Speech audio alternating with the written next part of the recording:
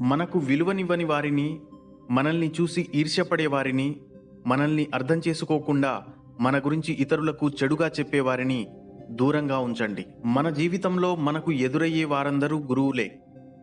మంచివారు పాఠం నేర్పుతారు, చెడ్డవాళ్ళు గుణపాఠం నేర్పుతారు.